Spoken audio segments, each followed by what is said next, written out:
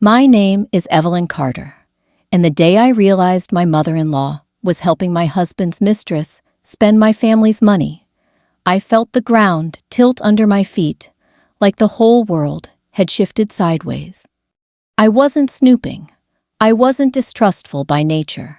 I was the kind of woman who believed receipts didn't lie, but people sometimes did.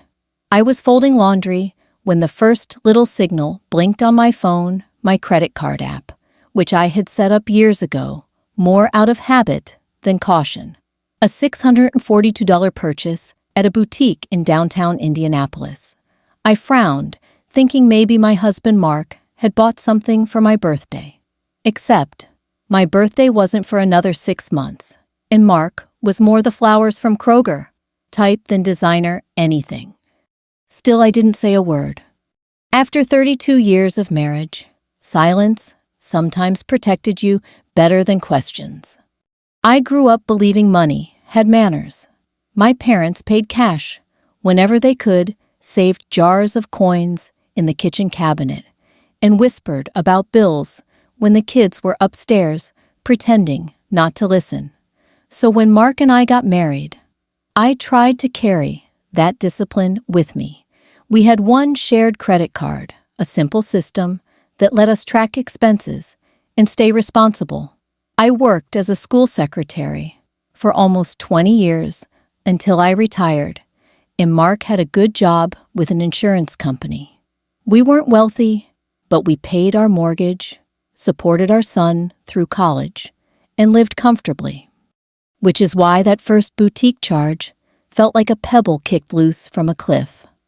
2 days later came a restaurant bill, $178, from a little place I'd driven by 100 times, but never tried.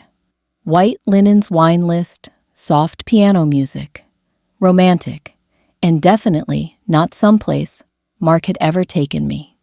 I remember sitting at the kitchen table with my coffee turning cold, staring out the window at our maple tree. The leaves were just starting to hint at red around the edges, the way they do in early September. I should have been thinking about fall decorations or the church bake sale. Instead, I felt something sour creep up the back of my throat. Fear, suspicion, dread. The quiet kind women over 60 know too well. The kind you tuck under your sweater and hope nobody notices. I tried to chalk it up to coincidence or misunderstanding. Mark had been working later. Maybe this was for business. Maybe the boutique purchase was a gift for his mother Linda. She loved presents. She loved appearances. She loved everything that sparkled and glittered and could be talked about with her friends at brunch. Linda and I had been close once, or as close as a daughter-in-law could be to a woman who believed nobody was ever good enough for her son. When I was young and trying, she found flaws. When I became steady and dependable, she dismissed me. I learned to accept her in small portions the way I accepted bourbon pecan pie, one slice too many, and I'd regret it. But I never thought she would betray me. Not until the clerk from the boutique called. It was a mistake, really. She dialed the house instead of Mark's cell had a question about a return and asked cheerfully if the brunette who was with your mother-in-law wanted to exchange or refund the scarf. I told her I'd pass the message along, but my voice cracked like a twig underfoot. I sat very still after I hung up. There's a moment every woman knows, the instant when denial finally gives up the fight. It happens quietly. No fireworks, no shouting. Just the soft, cold slide of truth settling into your bones. That scarf, that restaurant, those charges, they weren't mistakes. Someone was shopping with my mother-in-law, and it wasn't me. I pulled up every statement from the last 60 days. I zoomed in, wrote notes in the margins, connected dots the way a teacher might show a student how to trace a line from A to B. A spa in Carmel. a flower shop miles from Linda's house. Shoes, wine, hotels. Hotels. Not many, just two. Enough to make me sit back in my chair and feel like I was falling through the seat itself. When Mark came home that night, I didn't say a word. We ate leftover chili in silence. I asked how work was. He said fine. He yawned. He kissed my cheek like a man punching his time card on the way out. Then he fell asleep on the couch while the 10 o'clock news droned on. I watched him, really watched him. The slump of his shoulders, the wrinkle between his brows he tried to hide, the way he curled toward the armrest instead of toward me. It hurt. It hurt more than I expected. But beneath the hurt was something else, a rising, simmering certainty. A woman like me might bend, but she would not break. 2 days later, the final confirmation arrived. Not in numbers, but in flesh and bone. Our neighbor, Mrs. Henson, sweet as sugar cookies and twice as honest, stopped by while walking her dog.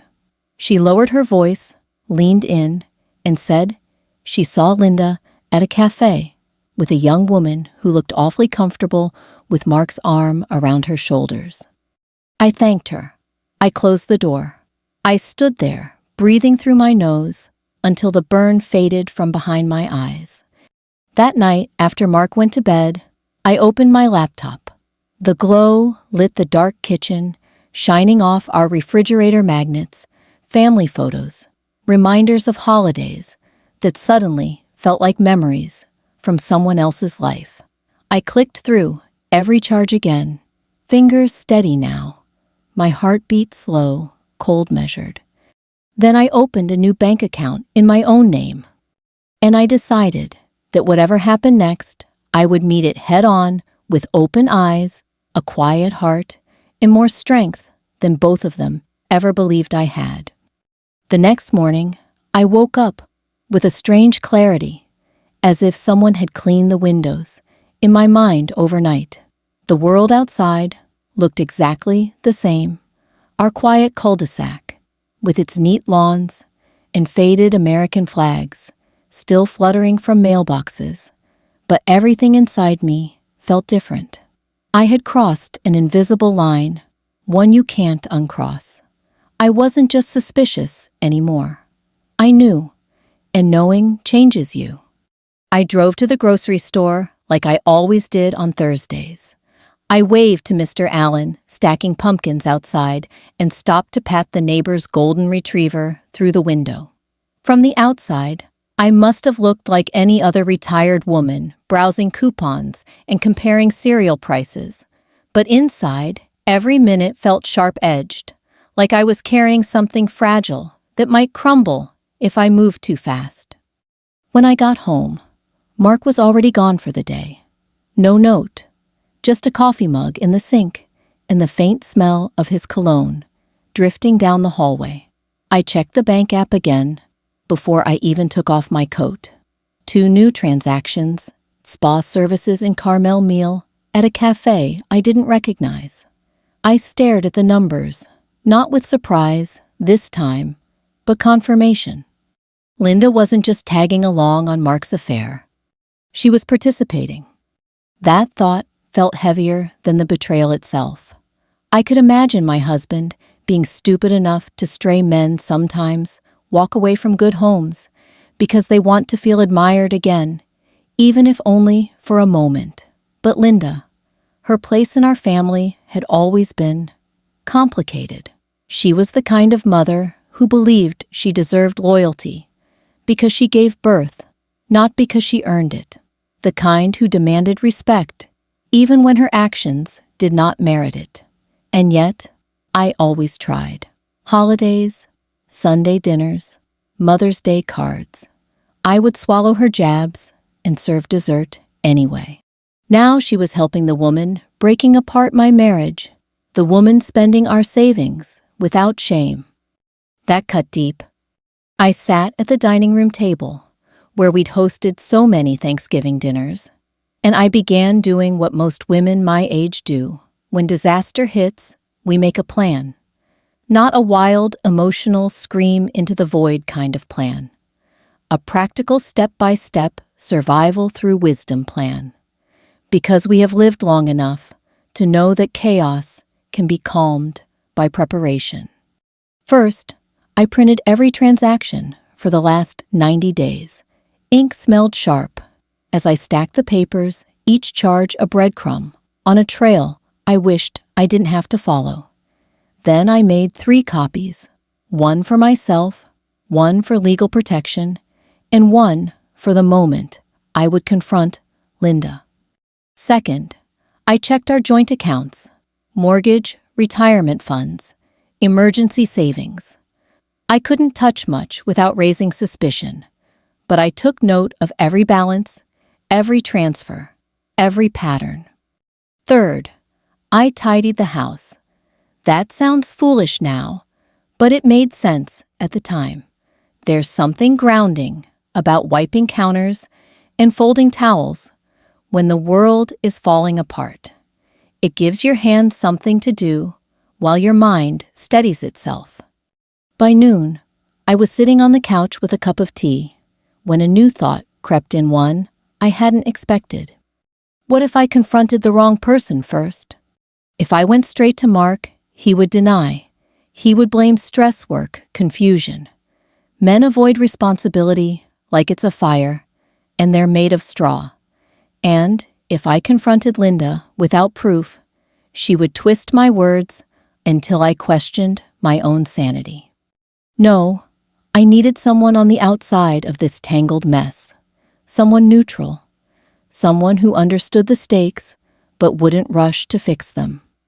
That's when I called Susan. Susan had been my closest friend for 20 years back when we were the 2 young mothers navigating PTA meetings, braces, and temper tantrums. She had lost her husband a decade earlier, and she knew better than anyone how fragile a marriage could be and how strong a woman must become when trust collapses. When she answered, I didn't even say hello. My voice trembled only once. "Can you come over? I found something." She was at my door in 15 minutes, hair unbrushed, keys still in hand. Friends like that are rare. Friends like that are lifelines. I laid out the receipts and the credit card statements like a map on the kitchen table. Susan didn't gasp or interrupt. She read every line carefully, her lips pressed tight. When she looked up, her eyes were not shocked. They were angry. "Oh, Evelyn," she whispered, "I think it's worse than you think." I didn't want it to be worse. I wanted to believe it was just bad enough. Susan pointed to a spa transaction. "This is where I went when my sister visited last year. They offer couples massages and private suites." I felt my stomach twist. Then she noticed the flower shop charge. "This place specializes in arrangements for hotels and events. They don't even deliver to residential houses." The truth was spreading faster than I could push it away. Susan touched my arm. "You can't pretend this isn't happening." I nodded, because there was nothing left to pretend. She suggested finding a lawyer, even if only to understand my rights. The idea felt too big, too official, but also safe, like locking the front door at night. The next morning, I made the appointment. The attorney, an older man with gentle eyes and a wry smile, explained everything in quiet, even tones. How marital assets worked, what I could protect, what evidence mattered. He didn't tell me what to do, but he gave me the language I needed if things got worse. When I left his office, I sat in my car for a long moment, fingers curled tight around the steering wheel. I wasn't the same woman who had walked in. I felt something rising inside me. Resolve, dignity, steel. I wasn't planning revenge out of rage. I was preparing for survival. Because I finally understood something no one ever teaches young brides. Sometimes the only person who will protect your home is you. I always thought betrayal would arrive, like thunder, loud, messy. impossible to miss. But it crept in, quietly, disguised as everyday life. The clink of dishes in the sink, the hum of a washing machine, the squeak of the old back door hinges. Mark always promised to fix, but never did. The ordinary rhythm of our home kept beating, even as the foundation beneath it began to crack. For the first time in our marriage, I found myself studying Mark, the way you might observe a stranger on a bus, carefully, without letting him know you're watching. I listened to the tone of his voice when he answered phone calls, in the way he rushed to turn his screen away from me. I noticed how his eyes lit up at certain notifications, and how he seemed to deflate when he realized I was in the room. I had seen these signs in movies and in friends' stories, never thinking I'd live them myself. The part that hurt most wasn't the suspicion that he was slipping away. It was the realization that I had been slipping away from him too, somewhere between supporting him through job changes and tending to the house and raising our son. We had stopped looking directly at each other.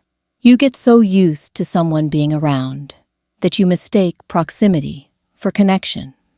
It's a humbling shame discovering that while you were holding the fort, someone else was handing your husband the escape ladder. One evening, Mark came home, late again, 9:30, coat half-zipped hair, wind-blown, like he'd walked briskly from someplace he shouldn't have been. He apologized, in that practiced casual voice I had heard every day for months, like lateness was simply part of the job now. I made a point of not looking up from the dishwasher. "Everything all right?" I asked, as if I didn't already know. He hesitated. "Just a long day. Lots of meetings." Meetings. The oldest lie in the marital playbook. Before I could respond, his phone dinged. He froze. I didn't move. For one breath, our kitchen went still. Then he hurriedly silenced it and tucked it into his pocket like a man hiding a loaded gun. I felt something inside me click, not with anger, but clarity. A few days later, I arranged to meet Linda for lunch. I didn't tell her why. She adored invitations that made her feel important, and I knew she would come. I picked a diner midway between our houses, one of those throwback places with formica tables, laminated menus, and pie slices under glass domes. She showed up wearing a red blazer and heels too tall for her age, her hair lacquered into perfect place. When she sat down across from me, her perfume wafted in like a thick cloud, sweet, artificial, suffocating. "Well, Evelyn," she said, smoothing her napkin over her lap, "this is a surprise." "It seemed time we talked," I replied calmly. I could feel my heartbeat in my palms, but I kept my voice steady. Women my age have learned to look composed, even when the earth is shaking underfoot. Linda ordered coffee and launched into small talk about her friends, her bridge club, and a minor surgery one of her neighbors was planning. She treated conversation like a performance, expecting applause when she finished. I let her speak. Then I slid the folder of credit card statements across the table. Her smile faltered. "What's this?" I didn't soften my tone. "Receipts. Charges you made. Some of them while you were with a woman named—" I paused, letting the sentence hang.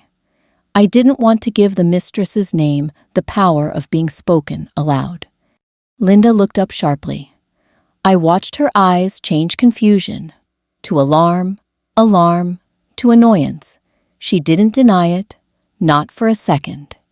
Instead, she sighed, as though I were the one causing trouble. "Oh, Evelyn, you always take things so personally." I felt my breath leave me like I'd been slapped.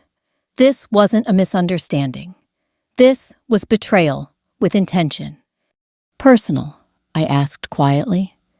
"You helped my husband cheat on me. You used money from our family to entertain the woman he's betraying me with. Linda pursed her lips. I didn't help anyone cheat. I was just supporting him. He needs someone to understand him. Someone who isn't his wife, I said. She rolled her eyes. You're always so dramatic. I stared at the woman who had been at my wedding, who had held my newborn son, who had sat at my table for holidays, and told me I was lucky to have her boy. And I realized she never really saw me as family. Not truly. I was a placeholder, a warm body filling a role she resented. Why, I whispered. Not angry, just tired. She shrugged. He was unhappy. You've been dull lately, stuck in routines. He needed excitement. I felt heat rise in my chest, but I forced myself to stay calm. If I caved now, she would win. So you decided to help him destroy his marriage, I said, with the woman spending our money. Linda leaned back with a haughty smirk. That woman treats him like a king. Something you stopped doing years ago. It was a knife to the gut, but it came wrapped in the kind of pettiness only a threatened woman can wield. I took a slow breath and folded my napkin. You made your choice, and now I've made mine. She frowned. What does that mean? It means I've canceled the card. Her face drained of color lips, parting in disbelief. You what? All those lunches, clothes, spas flowers paid for with money that belongs to me, too. Not anymore. Her voice rose, shrill, attracting stares from neighboring tables. How dare you? How dare you? I said softly. For a brief, flickering second, I saw something beneath her anger-fear. The kind a woman feels when she realizes the ground she thought she owned was never hers at all. We left separately. On the drive home, I gripped the steering wheel so tightly my knuckles turned white. I didn't know what would come next. Confrontations, shouting, maybe even divorce. But I knew one thing. I had stepped out of the shadows and into my own power. And neither Mark nor his mother would ever see me the same way again. When I got back from that diner, I sat in my car for a long while before going inside. The autumn wind was running wild across our yard, scattering leaves like confetti from a parade I never signed up for. I watched the clouds crawl slow and heavy over our neighborhood, and for the first time since my suspicions began, I felt something close to peace. It was the peace that comes not from resolution, but from decision. Because once you act, once you stop simply knowing and start doing something, shifts inside you. I stepped into the house, hung up my purse, and poured myself a glass of water. My hands were steady, my thoughts clear. The phone was on the counter screen, dark and silent, as if it sensed the storm was still gathering strength. I checked our shared credit card account one last time. Linda's card was frozen, canceled, done. It took only a few clicks on a banking portal, but those keystrokes carried 32 years of marriage on their shoulders. With that act, I wasn't just reacting. I was drawing a boundary, one I should have drawn long ago before entitlement grew into contempt. I sat at the kitchen table, where I had sorted children's homework, clipped coupons, and paid every bill our family ever owed. I traced the wood grain with my fingertips and thought about all the women before me, mothers, grandmothers, aunties who had done the same quiet accounting that held households together. They never got applause for it. They just worked until someone noticed something was missing. Late that afternoon, the call came. Not from Mark. From Linda. Of course. I let it ring 3 times before answering, partly to gather myself, partly because petty pleasure lives in small delays. Her voice came shrill and trembling. My card was declined, she snapped, as though I wasn't already well aware. "That's correct," I said. "You need to fix it." "No," I answered with more civility than she deserved. "I really don't." Her breath caught. "This is absolutely outrageous." I was at the salon. I had to leave without service. There it was, the horror she feared most. Not betrayal, not shame, inconvenience. "And yet," I said, "you survived." There was a beat of stunned silence on the line. Then, something I hadn't heard before: panic. "You don't understand," Mark said. "I understand perfectly," I cut in. "And this is where it ends." Linda sputtered, but I didn't let her speak. For decades, she'd taken control of conversations, dashed my sentences with interruptions and smug sighs. Not anymore. "You've been spending our money," I said, "supporting someone you had no right to support. You chose to involve yourself in our marriage. Now, you can bear the consequences." She inhaled sharply, ready to unleash the hurricane I knew was coming. I braced myself, but instead of fury, she lunged for manipulation. "Evelyn," she said sweetly, syrup dripping from every word, "we're family." The irony almost made me laugh. "Family doesn't do what you did," I replied. "Family doesn't betray someone to entertain their own vanity." Her voice hardened. "You will regret this." "I already regret a number of things," I said softly. "Canceling that card is not one of them." She hung up without saying goodbye.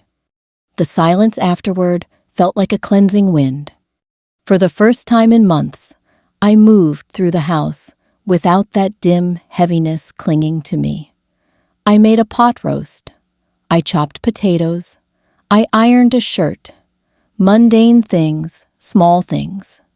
Acts of normalcy that felt rebellious because they were done without fear, without pretending. At 7, the door slammed. Mark walked in. He tossed his keys on the table and called my name with that familiar impatience that used to make me jump. Not this time. I stood in the kitchen, wiping down the counter, listening to his footsteps until he appeared in the doorway. "What did you do?" he demanded. I didn't look up right away. Let tension sit. Let truth ripen. "Canceled the card," I said finally. "The one your mother's been using." His eyes widened, not with guilt, but with outrage. "You had no right." I turned fully toward him. "I have every right. It's my account too. My money, too. My life, too." He paused, taken back by the firmness in my voice. "Why would you do something like that?" he pressed. I almost laughed. "You really have to ask." His expression flickered. 1 second, confusion, the next, fear, then anger. "You don't understand the situation." "Oh, I understand plenty," I said, wiping my hands on a towel before tossing it over a chair. "I understand you're spending time with a woman who isn't your wife. I understand your mother knows it and is helping you." Mark swallowed hard. The truth was cornering him, and men like him hate having nowhere to go. "You're imagining things," he muttered. "Linda just—" "Don't," I said quietly. "Not tonight. I'm too tired for lies." He opened his mouth again, but nothing came out. He ran a hand through his hair, pacing the floor like a caged animal. "You shouldn't have done that," he said, finally. "We had an arrangement." "No," I replied gently. "You had an arrangement. I had a marriage." He stopped walking. Silence stretched, thick, tense, necessary. I took a slow breath. "Whatever you're doing, whoever you're doing it with, you're going to have to figure out how to pay for it yourself. I'm done financing my own humiliation." He stared at me as though he had never seen me before. In that moment, I realized he hadn't, because I had never shown him this version of me, the woman who wouldn't bend just to keep the peace. Finally, he grabbed his coat and stormed back outside. The door rattled on its hinges as it shut. I heard the engine start and fade down the street. I stood alone in that kitchen, the scent of pot roast filling the air, and I felt something I hadn't felt in a long time. Strength. I spent most of that night sitting at the kitchen table, listening to the clock tick and the refrigerator hum. Simple sounds that had always blended into the background now felt loud, loud enough to remind me I was awake and I was changing. The woman who once smoothed conflict away with gentle words and quiet sacrifice was shedding her old self. I had no tears left to shed for Mark or for the mother-in-law who'd never once greeted me without evaluating me. And yet, a part of me still hoped that when morning came, he would walk through the door, contrite and honest, ready to face what we had allowed to erode. But Mark didn't come home that night. The bedroom stayed cold, and the pillows stayed undented on his side of the bed. I slept lightly, waking at every distant car noise, like waiting for footsteps that never approached. Just after sunrise, I heard tires crunch on gravel outside. A car door slammed.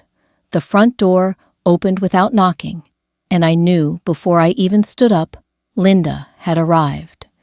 She barged in, wearing a coat I recognized from one of the boutique receipts, cheeks flushed from the cold and fury. She didn't remove her gloves. She pointed directly at me with one of them. "You've ruined everything," she hissed. I didn't bother to offer her coffee. "I fixed what you unbalanced," I replied, voice steady, like I'd practiced it in my head all night. "You're overreacting," she snapped.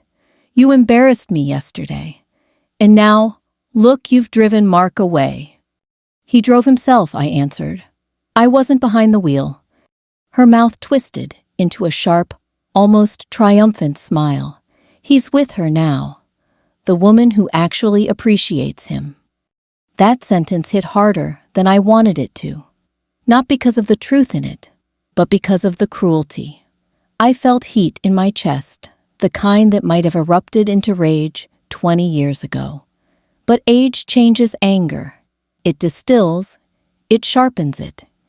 "And does she appreciate you?" I asked. Linda blinked. "What?" "The mistress," I continued. "Does she appreciate what you're doing? The money you spent, the lies you told, the role you played?" Linda stepped back startled. She wasn't used to me pushing conversations beyond her script. She looked around suddenly, small, in the quiet kitchen she used to breeze through, like it belonged to her. "You're the reason Mark is unhappy," she spat, finally. "He told me. You've become boring, predictable, cold." There it was, the dagger she believed would finish me. But instead of wounding it, sparked clarity. I became steady. I said, my voice firm. I became the one who made sure bills got paid, groceries stocked, doctor appointments remembered. I held this house together while you convinced him that taking me for granted was normal. Her lips pressed thin. She didn't like being seen for what she was, an enabler clinging to influence. I continued, "Marriage isn't supposed to be fireworks every day. It's 1,000 ordinary moments done with loyalty. You taught him to despise those moments." "You're twisting this," she shrieked. "No, Linda," I said. "I'm finally telling the truth." I reached to the counter and slid the folder of printed statements toward her again, this time slowly, almost ceremonially. "You supported your son in betraying his wife," I said. "You helped him spend money that wasn't his alone, and you thought there would be no consequences." Her hands trembled. She lifted her chin. "I did what I needed to do to keep him happy. And look where it led him," I said softly. "Running from his own home in the middle of the night." Linda's face changed. Then not anger, not disdain, but something deeper. Fear, not of me, but of losing the illusion she had controlled for so long. Finally, she whispered, "You won't last without him." It wasn't triumph. It was desperation. I stepped closer, not intimidating, just steady. "I already am." Before she could reply, the front door opened again. Mark walked in, rumpled, unshaven eyes, red, like he hadn't slept. He froze at the sight of us. Linda turned toward him, as if reinforcements had arrived. I watched the two of them, mother and son, a pair woven together in unhealthy closeness, both clinging to excuses. Mark started talking fast defensive before I even asked a question. "Listen, Evelyn, I know you're upset, but this is getting blown out of proportion." I held up my hand. "Stop. I don't want excuses. I want honesty." He looked from me to his mother, like a schoolboy caught cheating on a test, hoping the teacher was lenient. "I made a mistake," he muttered finally. Linda gasped, hurt fluttering across her face, not because of his admission, but because he wasn't denying it. "A mistake," I repeated. "Mark, a mistake is picking the wrong exit on the highway. This took planning, time, money, lies." He winced. "It wasn't supposed to go this far." I swallowed the ache building in my throat. It went exactly where secrets go when they're fed. Linda stepped in front of him. "You don't owe her explanations." He moved past her. "I do." For the first time, I saw the boy he'd once been, the one, unsure of himself, trying to please the louder voice in the room. Linda glared at him, like betrayal ran both ways. "I was lonely," he said finally. "Everything got routine. Predictable. Routine. That word again. As if safety and structure were insults. "So you swapped routine for betrayal," I replied, "and brought your mother along for the ride." He flinched. Linda shot me a glare meant to kill. I stepped back, letting my voice go gentle. Not for them, but for me. "I won't live in a home where I'm outnumbered by deceit." Mark opened his mouth, maybe to plead, maybe to beg, but I stopped him with a raised hand. "You should both leave." Linda gasped. "This is my son's house." "It's our house," I corrected. "And today, my dignity outranks your entitlement." And then I did the hardest thing I had ever done. I walked away into the living room, leaving them standing in the kitchen, with silence louder than words. I didn't slam doors. I didn't crumble. I simply reclaimed my space. Within minutes, I heard keys. A coat, footsteps, the door shutting. The car drove away, two sets of choices, heading in the same direction. And I was alone, but not abandoned. I was free. After the door closed and the house fell silent, I stood in the middle of the living room, unsure what to do with myself. I'd spent years carrying the emotional weight of a marriage, adjusting, accommodating, smoothing edges. And suddenly, all that labor was gone, torn loose, like wallpaper, stripped from an old wall.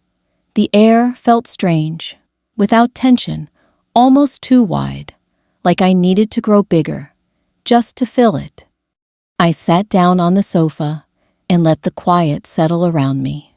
No footsteps overhead, no television murmuring in another room, no Linda's perfume clinging to the air after an unexpected visit. Just me, my breath, and the gentle tick of the mantel clock. A thought flickered in my mind. This is what peace sounds like. Not a fairy tale peace. Not the kind you get after everything is fixed. This was the first layer, the kind that spreads out after chaos leaves the room. And under it, there was space for fear, sadness, and a rising strength I hadn't met before. Later that afternoon, the phone rang. Mark's name flashed on the caller ID. I let it ring. I wasn't ready to hear whatever script he had prepared, half-truths, apologies wrapped in excuses, or demands disguised as remorse. I needed to reclaim my voice before letting his words touch my heart again. When he called the second time, I let it go to voicemail. On the third call, I picked up. His voice was low-tired. "Evelyn, can we talk tonight?" I stood by the sink with my hand braced on the counter. "Not tonight." A long pause. Where am I supposed to go? It was the question of a man used to having someone take care of him. "That's for you to figure out," I said gently. He groaned. "Come on, Ev. Don't be like this." I closed my eyes. "I'm not being anything. I'm just not being your safety net anymore." There was silence followed by a rough exhale. "Okay," he muttered. "I'll give you space." When I hung up, I felt something shift, subtle but powerful. For the first time, I wasn't the one chasing clarity or holding things together. If he wanted answers, healing, forgiveness, or even confrontation, he would have to earn it. The next morning dawned crisp and bright.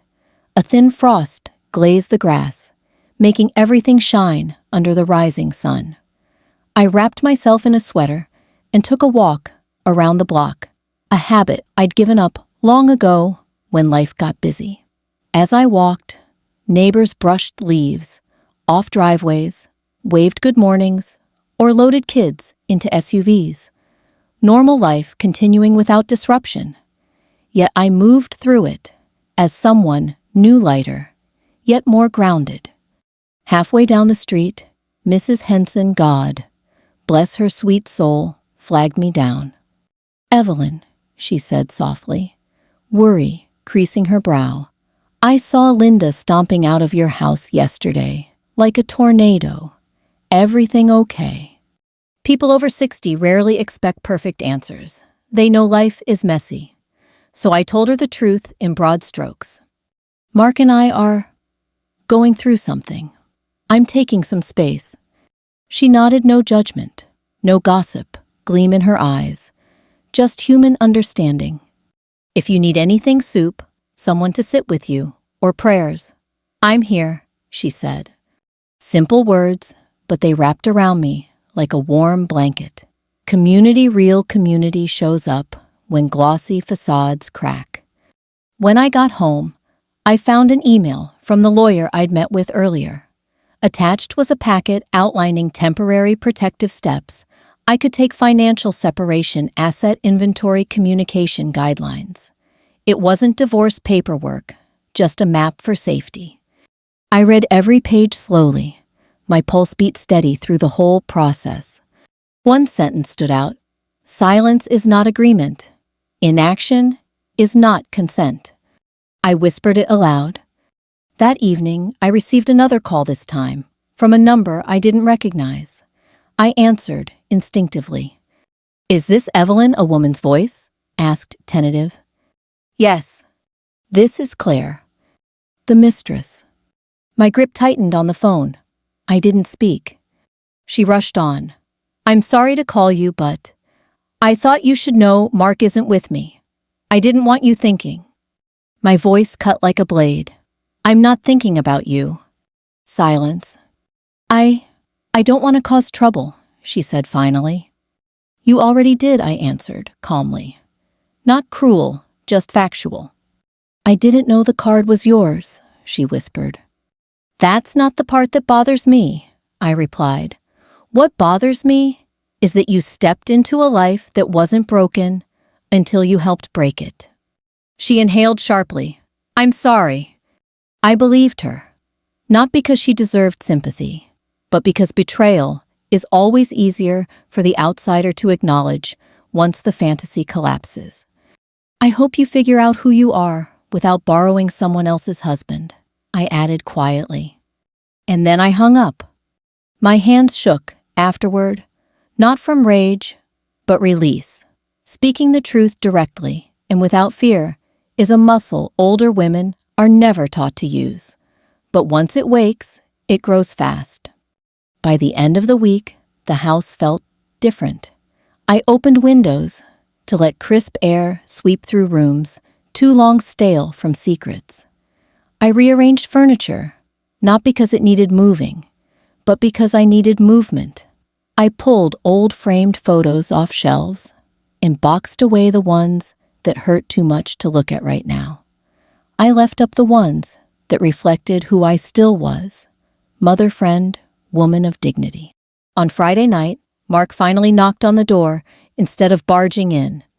He stood on the porch, holding an overnight bag and wearing an expression that lived somewhere between regret and entitlement. "I need to talk," he said. "You can talk," I replied, still blocking the doorway. "But you can't stay." He swallowed, shoulders sinking. "Fair." He stepped into the entryway and stood there like a visitor in his own home. For a long moment, neither of us spoke. Then, in a halting voice, he said, "I messed up. I didn't mean for things to go this far." I crossed my arms. The things that go too far are usually the ones someone keeps feeding. He nodded slowly. "I know." I didn't offer comfort or a soft place to land. I waited. "Linda shouldn't have gotten involved," he said. "She didn't get involved," I corrected. "She dove in head first." He exhaled. "You're right."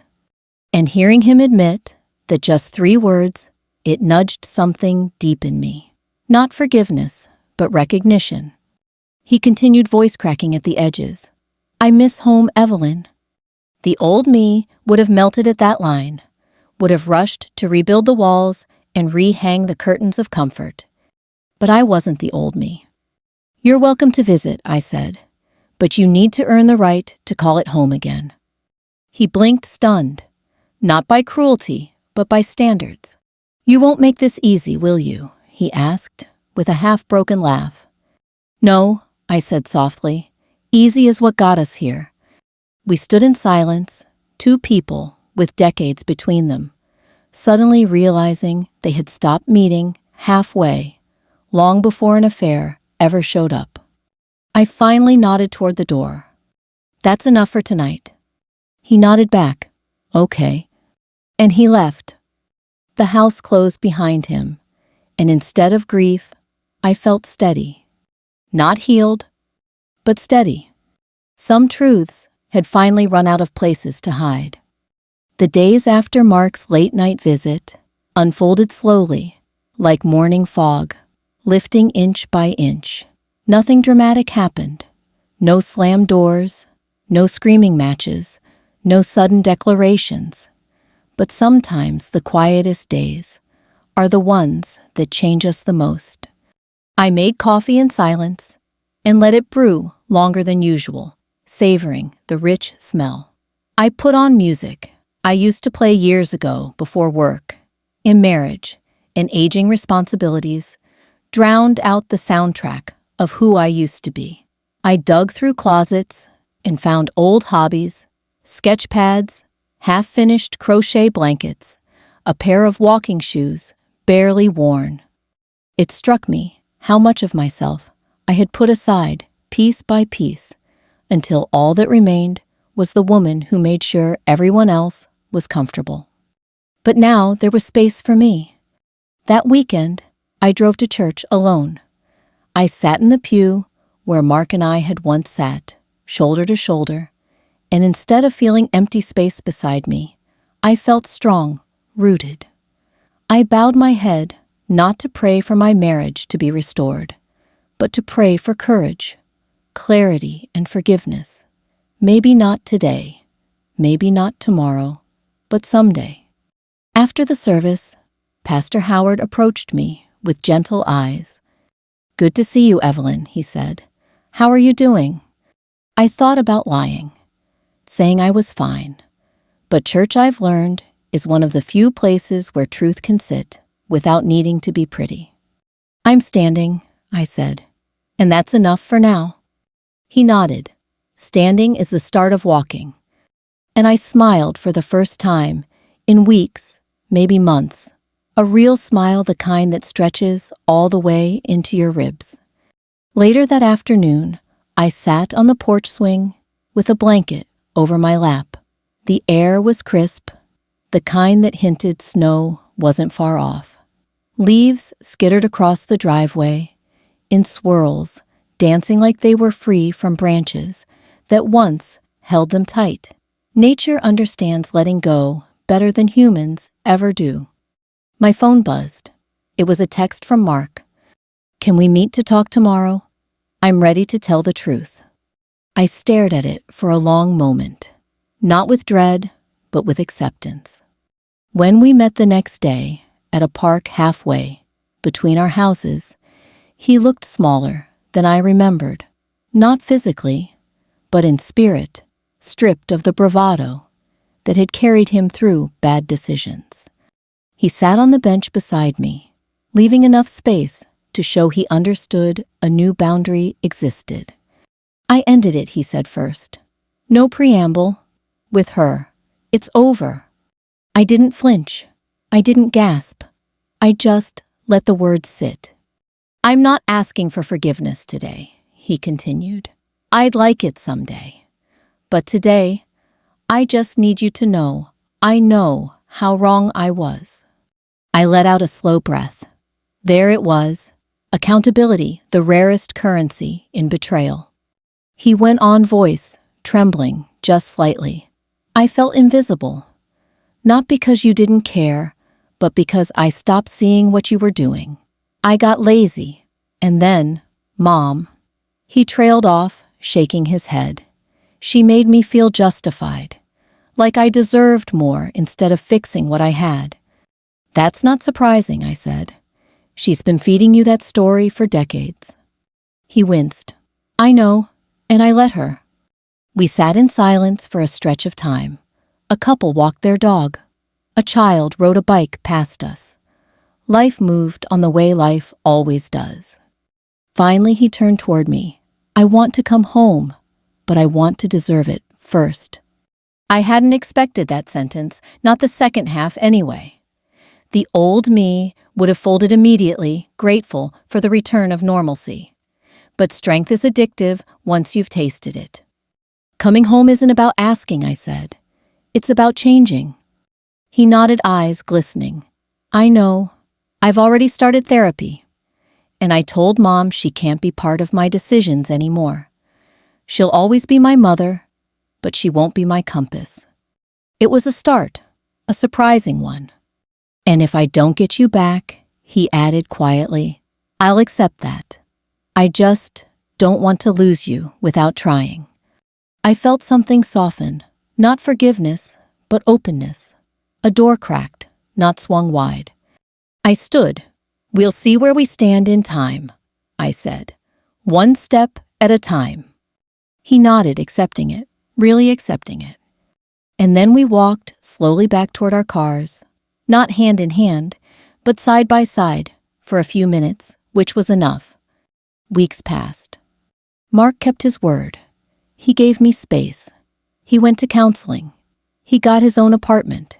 He started showing up, not to take, but to contribute, fixing the loose gutter, cleaning out the garage, dropping off groceries without being asked.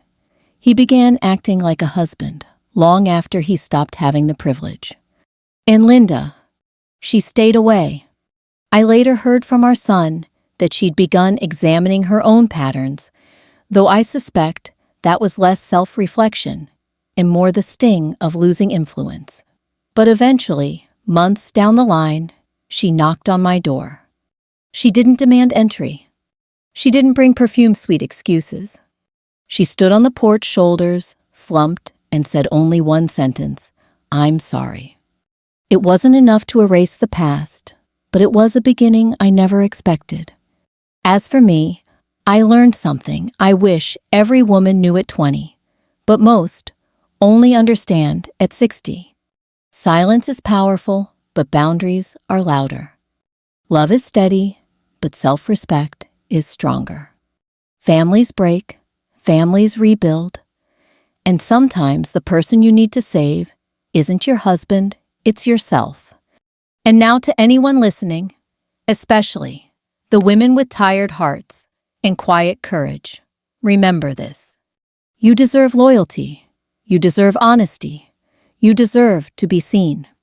And if someone won't meet you there, you walk forward anyway. Because your life is still yours. Don't give the best of you to someone who offers you the worst of them. If this story touched your heart, share it. If it reminded you of your own strength, hold it close. And if you're standing in your own storm, trust that calm will come.